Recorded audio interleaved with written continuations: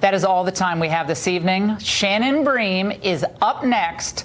And as always, it's going to be a great show. By the time I get home, Shannon, I can usually watch the last half, and I never miss it. DVR us if you miss us live, and we'll see you guys tomorrow. Shannon, take it away. Thanks so much, Laura. Here's what we have coming up tonight.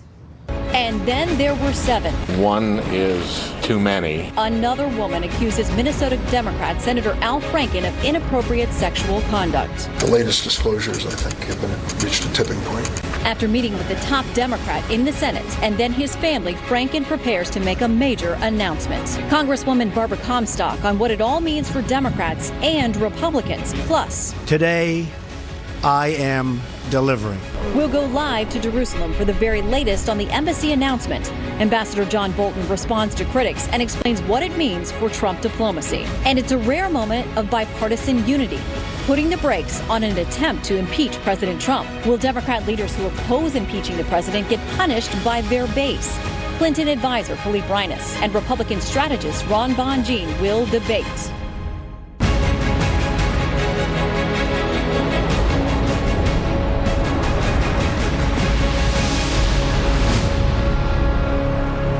Hello and welcome to Fox News at Night. I'm Shannon Bream in Washington. Senator Franken will be making an announcement tomorrow. More details to come. That's where things stand at this hour with Democrat Senator Al Franken. His fellow Minnesota Democrat Amy Klobuchar tweeting she's confident he will do the right thing. Now, that would mean resigning as far as numerous lawmakers on the right and left are concerned. Yet another woman is accusing him of sexual misconduct in what's become a steady, daily drumbeat of accusations by women who worked with men in power, and in most cases, denials by those men. Chief National Correspondent Ed Henry is here with the very latest on this rapidly unfolding scandal. Hi, Ed. Good evening, Shannon. Top Democrats had been trying to get away with allowing Al Franken to stay in office while they punted the matter to the Senate Ethics Committee. But that became untenable politically for Democrats for 2 reasons. A 7th accuser came out against Franken, charging he tried to forcibly kiss her.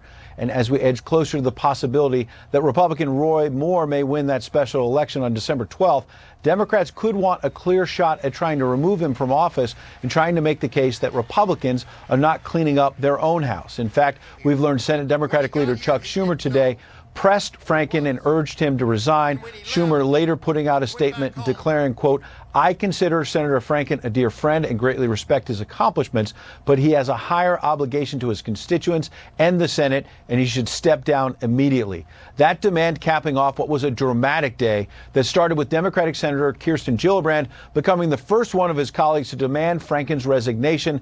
The dam seemed to break within moments, as more than 30 Senate Democrats ended up joining Gillibrand and saying he must go. As the Democratic candidate in the Alabama Senate race, Doug Jones, tried to directly tie Roy Moore today to Al Franken. Watch. I applaud the women that have come forward against Roy Moore, and I think it's time that those women be believed, just like the women that are coming out against Senator Franken. Some Republicans today pushed back on that connection, noting Franken has admitted to some of the groping, while Moore has denied all of the allegations against him. Tomorrow, Franken will have an event revealing whether or not he is resigning. Shannon? We're standing by for that. And in the meantime, the pressure on Franken also comes at a time when there are racial tensions bubbling inside the Democratic Party. What's that about? Yeah, that's right. This is obviously one day after veteran Democratic Congressman John Conyers resigned under pressure. Politico is reporting the Congressional Black Caucus is furious that Conyers was pushed out, while white lawmakers in both parties are facing various allegations from Democrats like Franken to Republicans like Congressman Blake Farenthold and Roy Moore, who have obviously not stepped aside. House Democratic leader Nancy Pelosi only exacerbated the racial tensions in the Democratic Party by initially backing Conyers and even questioning the validity of some of his female accusers. But then after pressure from others on the left, Pelosi angered the Black Caucus by flip-flopping on Conyers. Watch. Just because someone is accused, and was it one accusation? Is it 2? I think there has to be. John Conyers is an icon in our country. Congressman Conyers should resign. Zero tolerance means consequences for everyone. And there's more trouble for the Conyers family. Tonight reports that his son, John Conyers III, was arrested this year for domestic abuse, but not actually pressing and faced any criminal charges. Conyers III was endorsed by his dad for his own House seat, but the congressman's great nephew is also running, so the family drama continues, Shannon. As we said, dinner around the Christmas table could get a little interesting. Very All right. interesting. Ed Henry, great to see you. Thank you. And in a unanimous vote last week, the House passed legislation co-sponsored by Congresswoman Barbara Comstock that will require lawmakers and Capitol Hill staffers to undergo sexual harassment training. As this is all playing out, the Congresswoman, a Virginia Republican, joins us live. Good to have you back with us this morning. Good to be with you, Shannon. Or tonight. Let's talk about, you've got a hearing tomorrow, and you said that you don't know what you don't know about how wide this problem is. What do you hope to discover tomorrow? Well, we are going to have witnesses from the EEOC, the Equal Employment Opportunity Commission, and our Office of Compliance, that was the office that would review these cases. And so we're going to hear from them on best practices, sort of like with the EEOC. They did a study last year where they looked at the whole problem of sexual harassment and found that it still is very pervasive throughout the workplace. That one of the things we know is that it's frequently not reported.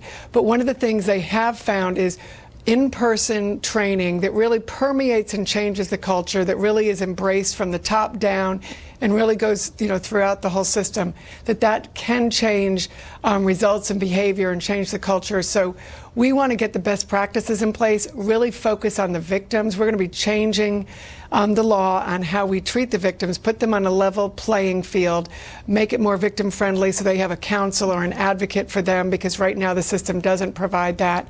And then make sure we don't have taxpayer payments for any of this also. Wow.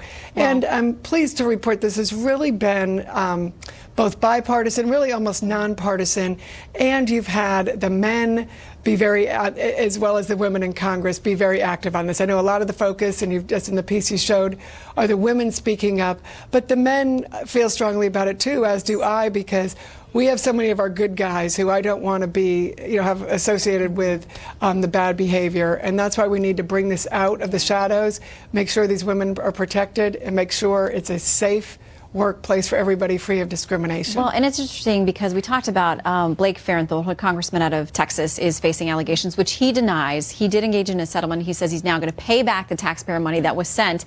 Here's what he says now. I followed the rules, and the rules have strict confidentiality provisions in them designed to protect the victim.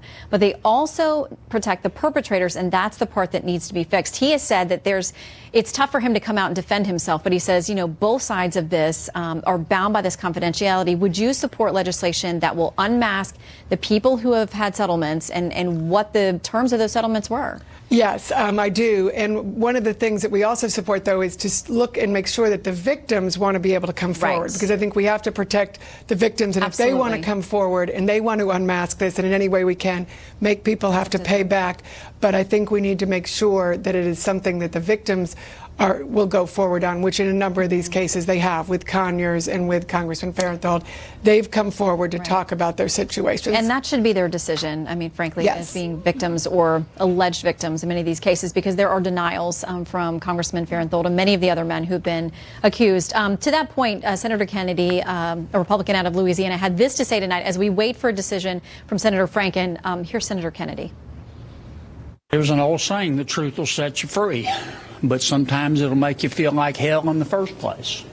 And a lot of people have been made to feel like hell because those who had or have power over them sought sexual gratification through the use of that power, and that's wrong. And in terms of Senator Franken, he's going to have to make his own decision. So, of course, a number of Democrats today, men and women, there's this growing chorus that he needs to go. He'll make his own decision tomorrow. We'll get that announcement. But where do you think we draw the line? Because there are allegations against Democrats and Republicans, people who are elected, people who are running. Where do you say we have enough evidence that it's time for them to go or to drop out of a race, or say, listen, we need some due process for these people. These cases are all different. We need to, hear from everybody involved and make an educated, informed decision. Well, I think what's happened and what's really made this a watershed moment is these cases that have come up, you've had numerous allegations. It's not a one-off situation. You have sort of predatory behavior, whether it's a Matt Lauer, which is the stories coming out on that are truly horrifying. And you see how he used his position of power, because sexual harassment isn't so much about sex as it's about power and misuse of power. So that's why we really need to, take this kind of action quickly and understand that Congress, just like everybody else, has to live by the rules. And what we've seen in the workplace for years, one of my colleagues who worked on labor law said, he would go into the board of directors and say, we've investigated this, the CEO has to go, or whoever else. And so we need to do the same thing in Congress. Now, if they want to drag it out and do an ethics investigation, like with Senator Franken, I called for him to, resign, I guess weeks ago when it first came out, because I don't think we should waste the taxpayers' resources on those investigations either, particularly when you have serial abuse by whether it's Congressman Conyers or Franken, or any of the other people who've come up. And I've been consistent on all of these. I've said, when you have serial abuse and you see it time after time, there's patterns of behavior. Predators behave in a similar pattern, like you heard with Charlie Rose, where they said, oh, did he use the shower trick, or did he do this? And you're seeing people who didn't know each other come up with the same stories. Those things ring true. Now, if they want to come out and defend themselves, they have that right. But I think what we're seeing is we want Congress to have to live by the rules of everybody else, certainly no taxpayer dollars involved, and a new system that will protect the victims and, most importantly, stop this in the first place. Yeah, regardless of party, we need to be consistent. Exactly, all of us, and that's what we've had, support from Republicans and Democrats alike, men and women, and that's the change here, and that's the watershed that we have to make some fundamental change. We like to see that on the Hill, when they can unite around something that's positive change. Congresswoman, thanks for coming in again. Thank you. Good to see you. All right, well, unless somebody bails on it again, the president will meet with the big four congressional leaders tomorrow afternoon. Because of Senate rules, Republicans need votes from Democrats to pass a spending bill by the end of Friday to keep your government funded. Well, the GOP may also need help from Democrats in the House. With that in mind, President Trump says if things go awry, blame the Democrats. They are looking at shutting down. They want to have illegal immigrants, in many cases, people that we don't want in our country. They want to have illegal immigrants pouring into our country. Now, a number of Democrats say they don't actually want illegal immigrants pouring into the country, but they are asking for protection for the so-called Dreamers. These are hundreds of thousands of immigrants who came to the U.S. illegally when they were brought here as children. Many of them rallied on Capitol Hill today. 92 days since this administration made this cruel and reckless decision to end DACA. We cannot wait a day longer. So let's tell them, don't tell us you'll fix this in January. Fix it now. Well, the House is expected to vote tomorrow on what most expect will be a 2-week funding extension. Senate Majority Leader Mitch McConnell also putting on the pressure over there, urging his colleagues to join him in getting that done. Former President Barack Obama reportedly invoking the specter of Nazi Germany in a roundtable discussion last night in Chicago. Mr. Obama worried about what he called a nativist mistrust rising around the world, and then warned about the danger of becoming complacent, which he said is what happened in Germany in the 1930s. Quote, "We have to tend to this garden of democracy or else things could fall apart quickly," he said. 60 million people died, so you've got to pay attention and vote. We're going to have more on that controversial comment later on in the show. Well, almost every recent president has campaigned on moving the embassy to Jerusalem, but only one has started to deliver on that once in office. Is Trump diplomacy putting the pieces in place for a new Middle East? We're going to ask former ambassador to the UN, John Bolton. He is up next. And the House passes a new bill to allow law-abiding gun owners to carry across state lines. But it's what could get attached to that popular bill that has some gun rights activists sounding the alarm. We'll tell you about that. And the Santa Ana winds are still whipping the Southern California wildfires out of control. We will take you live to the fire line. These are days that break your heart, but these are also days that show the resilience of our city.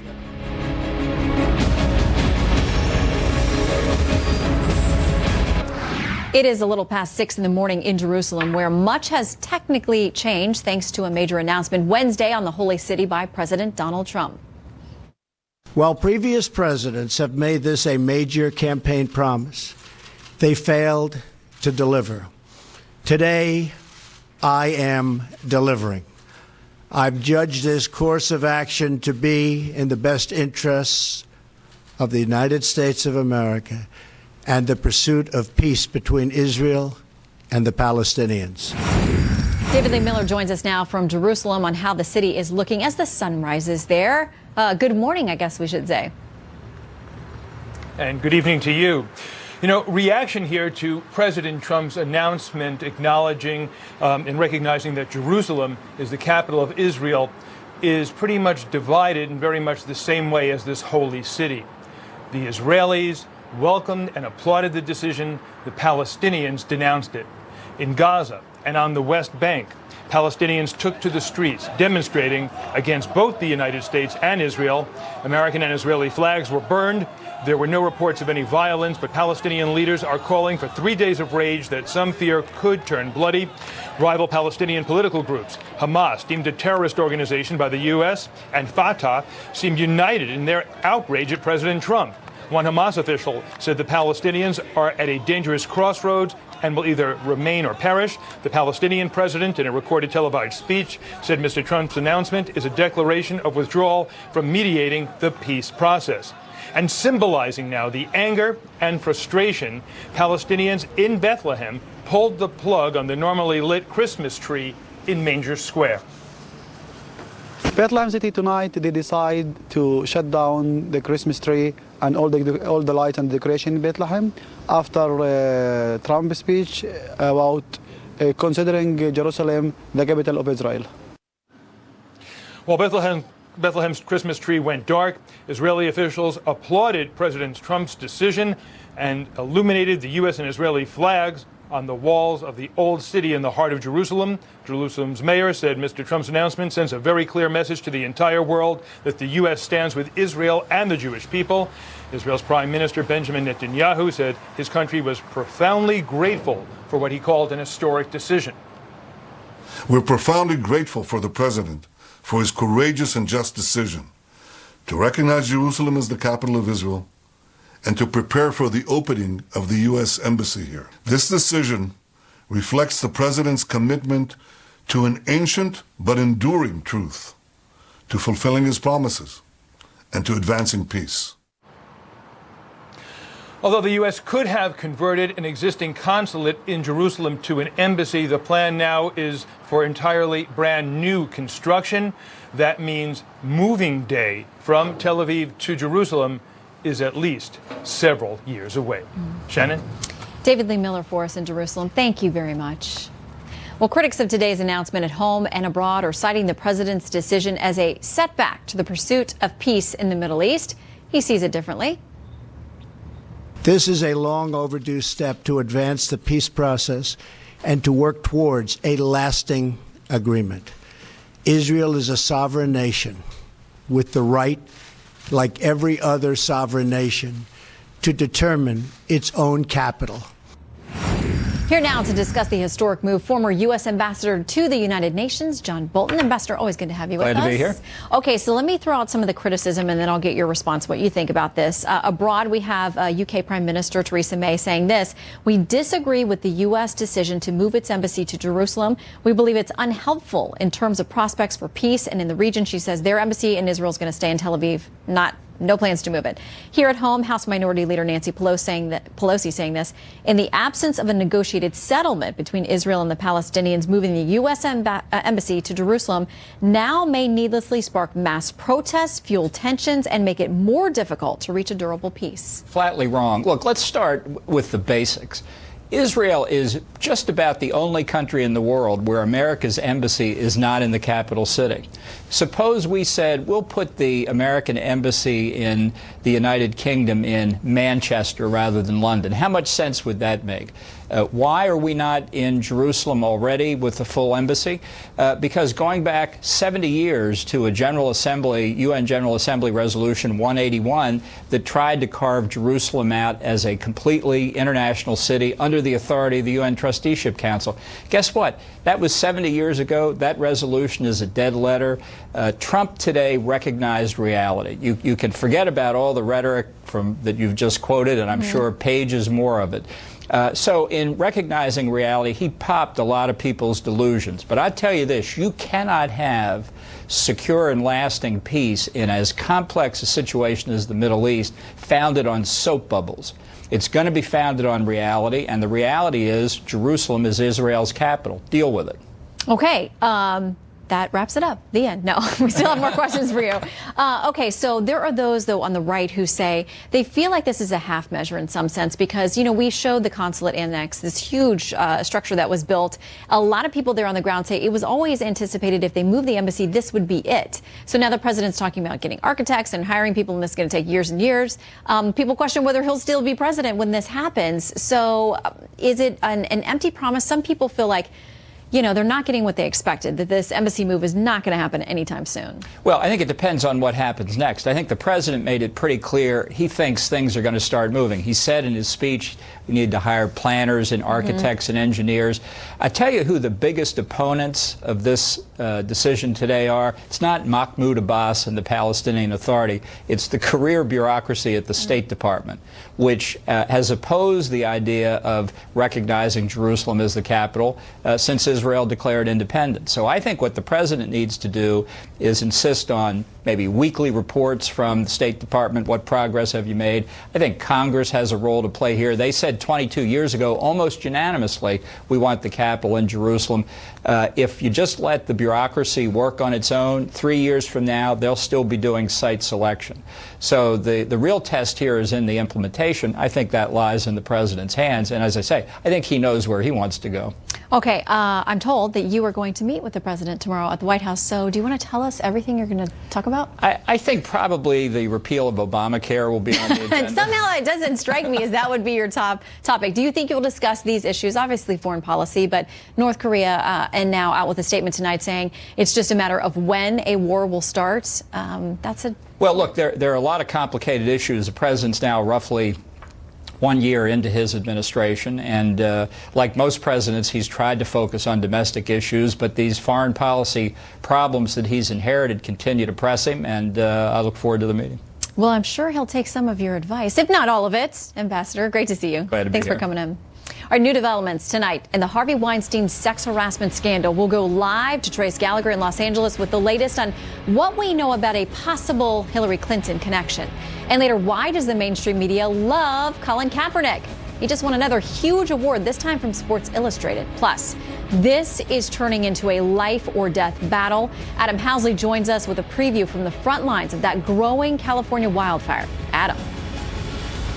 Shannon, the forecasted winds are back here in Ventura County and in Southern California, stoking flames, moving this Thomas fire towards the town of Ojai in one place, and also worrying thousands of firefighters what else they may face in these winds. We'll have a live report of the latest on the fire conditions coming up.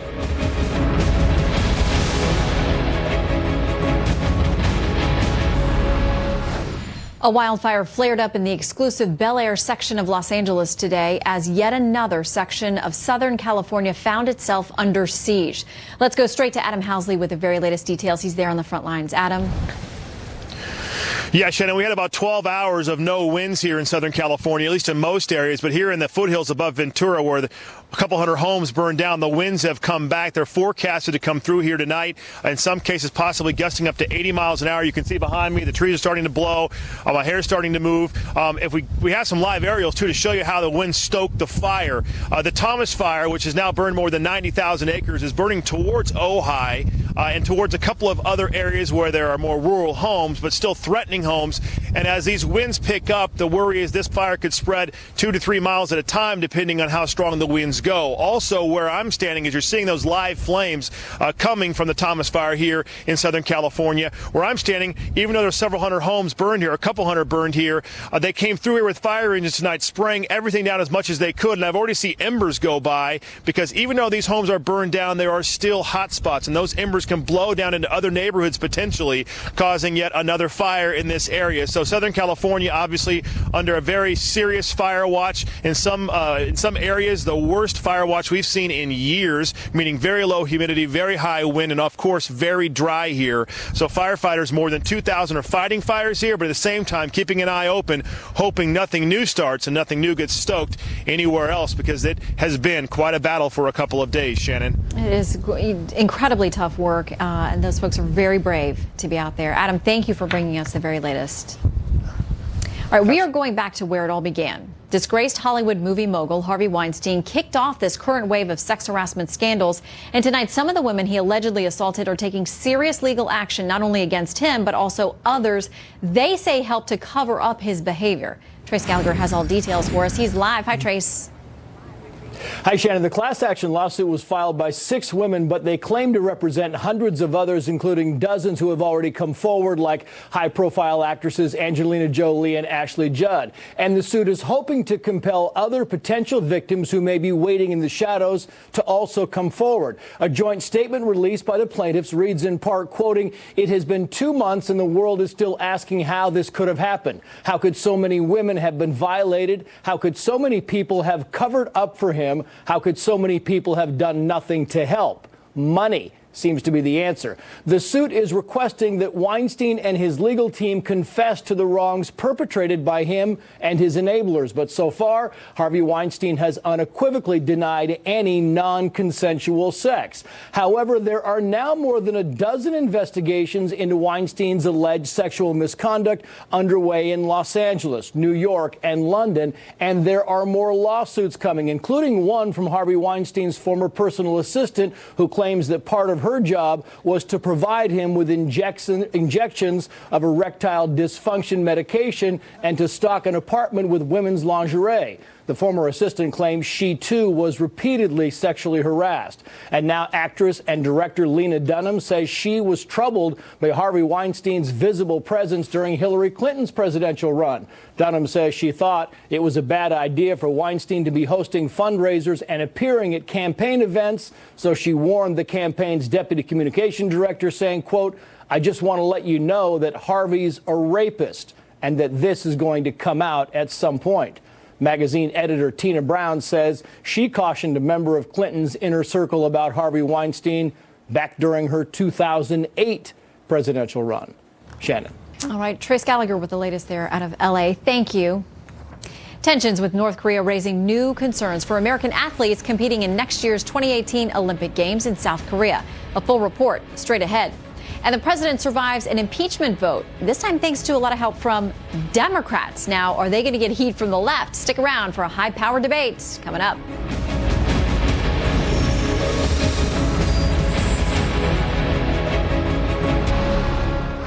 It is not often you see moments of bipartisanship in Washington these days, but many House Democrats, though not all, joined together with their Republican counterparts earlier today to block a measure to move forward with impeachment of President Trump.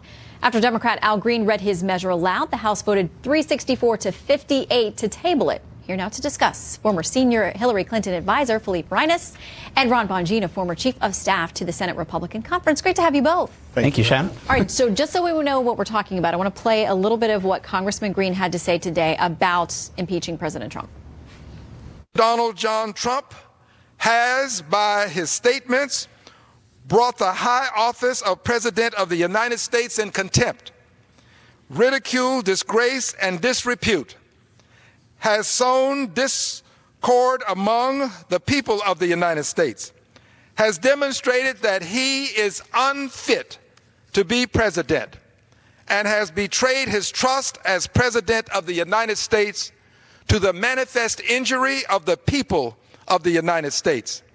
All right, Philippe, I'm going to start with you. Is any of that, do you think, true? And does it rise to the level of an impeachable offense? Some of it I agree with. Some of it I think is not right or wrong. It's just an observation. But I think what's interesting here is that there really is not a set definition of what is or isn't impeachable. The Constitution. High crimes and misdemeanors. Okay, but high crimes and misdemeanors does not necessarily mean a crime.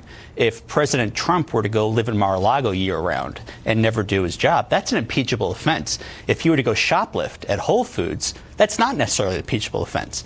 So there is, and I don't mean to be legalistic about it, but people are going to take different interpretations of what it is. Some people think that his behavior and his erraticism and his acting out is a basis for it. I think what you've seen this week are more people coming forward, more Democrats mostly, in light of John Dowd, his attorney's statement, and thinking, okay, this is obstruction. I think people are going to, on a rolling basis, come to the conclusion of whether they think there's something there or not. Yeah, 58 of them today voted. A month from now, it could be 158. It might, but let me just read a little bit of the part of the articles of impeachment that he included. He said on October 22nd, 2017, Donald John Trump made a public statement substantially as follows. Wacky Congresswoman Wilson is the gift that keeps on giving for the Republican Party. A disaster for Dems. You watch her in action and vote R. Thereby casting contempt on an African-American female member of Congress, inciting hate and hostility and sowing discord among the people of the United States. He called her wacky, Ron. This whole thing is wacky. Like, this doesn't make any sense. It's the impeachment vote today was a needless distraction. And it frankly is a gift to Republicans because Republicans are trying to get things done. We just passed tax reform, and Democrats are over here in a corner, 58 of them, supporting impeaching the President of the United States when we're actually trying to get real work done.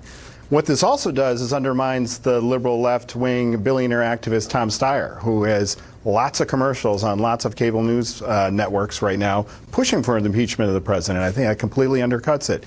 Doesn't make any sense to me while they're doing this. I understand that there may be fundraising purposes, and these 58 folks going back to the districts to say that they tried to do something about it, but in the end, nothing's going to happen here. Well, and the leadership basically was saying, we're not for this. Let's move on. We do have things to do. I want to get real quick reaction from both of you, though. Remarks by former President Obama saying, we have to tend this garden of democracy or else things could fall apart quickly. Referring to the Holocaust and to Nazi Germany, apparently saying 60 million people died, so you've got to pay attention and vote. Philippe, when Republicans talk about Nazi or Hitler or anything like that, it literally feels like all hell breaks loose, but no one seems too upset about President Obama invoking it. He never said. Well, I'm going to guess if I was sitting at home tonight watching Fox all night that hell is breaking loose over that comment.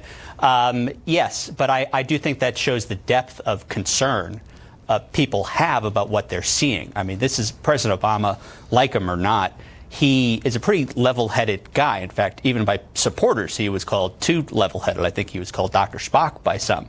For him to say something like that, I think it really does reflect what a lot of people are feeling. And to go back to what we're talking about in impeachment, I do think we should give people the benefit of the doubt, not just in Congress, but around the country. There are people who believe the president should be impeached because they don't like what's happening in the country. It's not because tax reform did or didn't pass, repeal or not.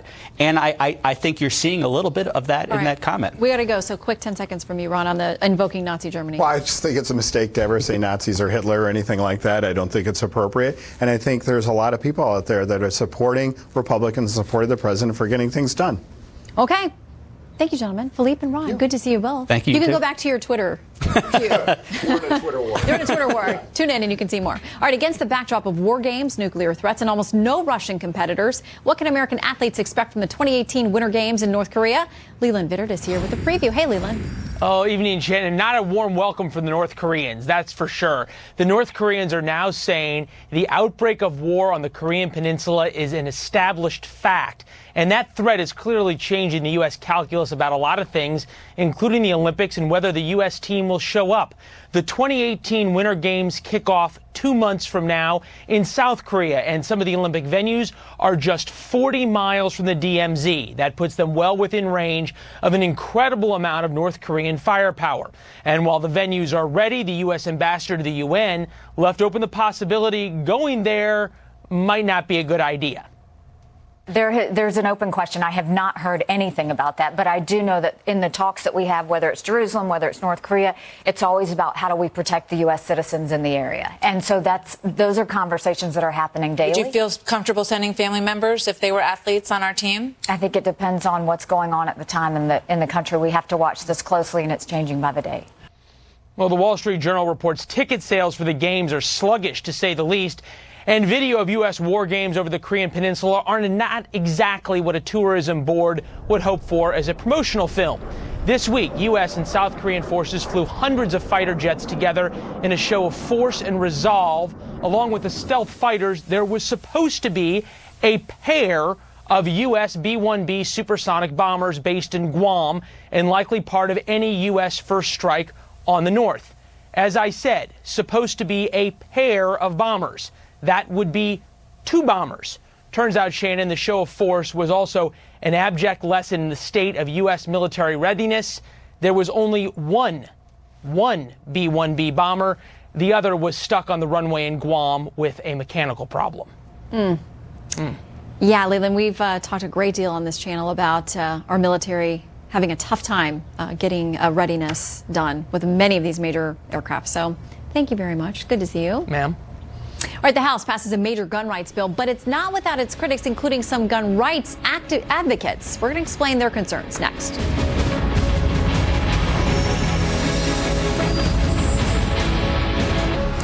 Congress passing a measure today over on the House side that would allow owners of legally concealed weapons, if they have the right permits and licenses, to take them across state lines. It now heads to the Senate, but it's not without its Republican critics. Joining me now, author of Emily Gets Her Gun, Emily Miller. Good to see you tonight. Good to see you, too. Okay, let me start with the criticism from the left. This is what House Minority Leader Nancy Pelosi has to say about this bill. The radical Republican bill is a direct threat to public safety. Republicans are inviting violent criminals, domestic abusers, convicted stalkers, and those who have never undergone a background check or received any gun safety training the green light to carry their concealed weapons wherever they want. Okay.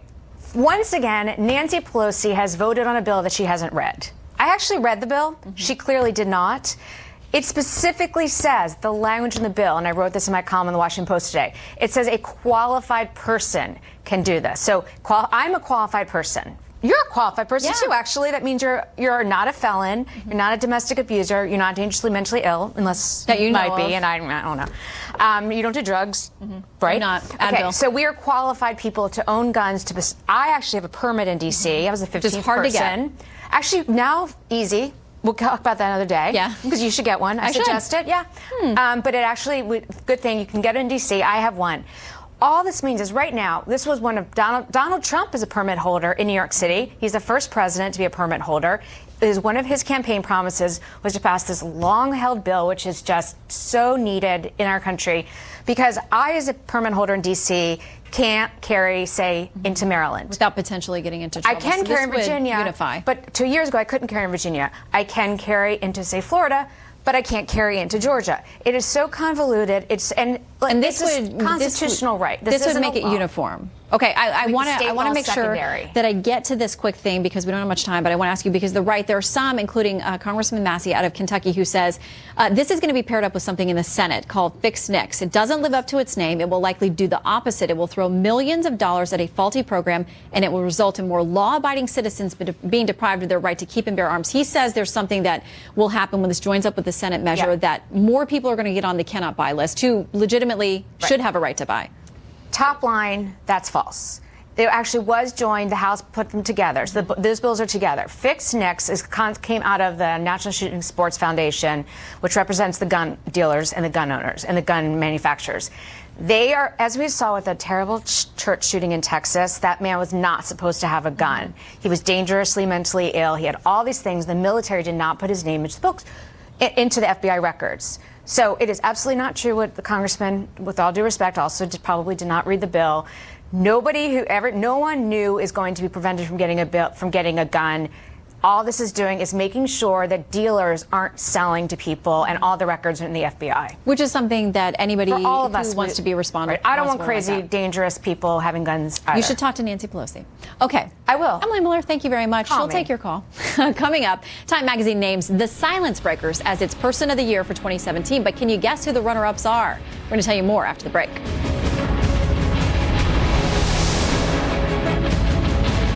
Time Magazine's naming the Me Too campaign the women who've spoken out against sexual harassment on social media as its 2017 Person of the Year. The cover features actress Ashley Judd, singer Taylor Swift, and former Uber engineer Susan Fowler. Here to discuss is media reporter for The Hill, Joe Concha, who says Time Magazine's gotten too PC to name a worthy Person of the Year. Joe, good to see you. How should they have handled this?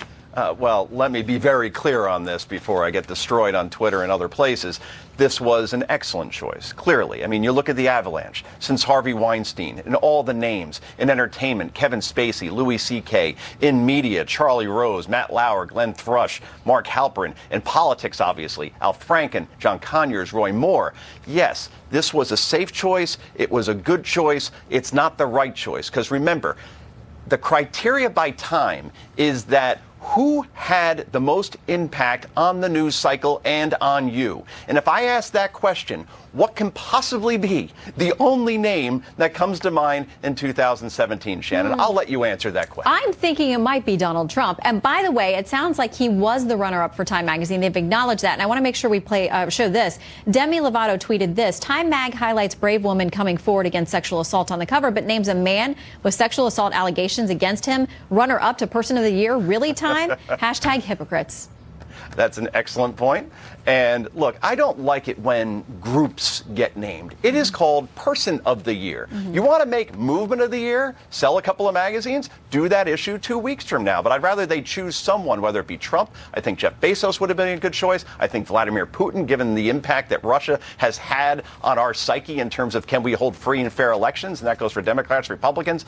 I think those three choices would have been outstanding in this situation. I want to ask you really quickly, another big award from Sports Illustrated to Colin Kaepernick, the Muhammad Ali Legacy Award.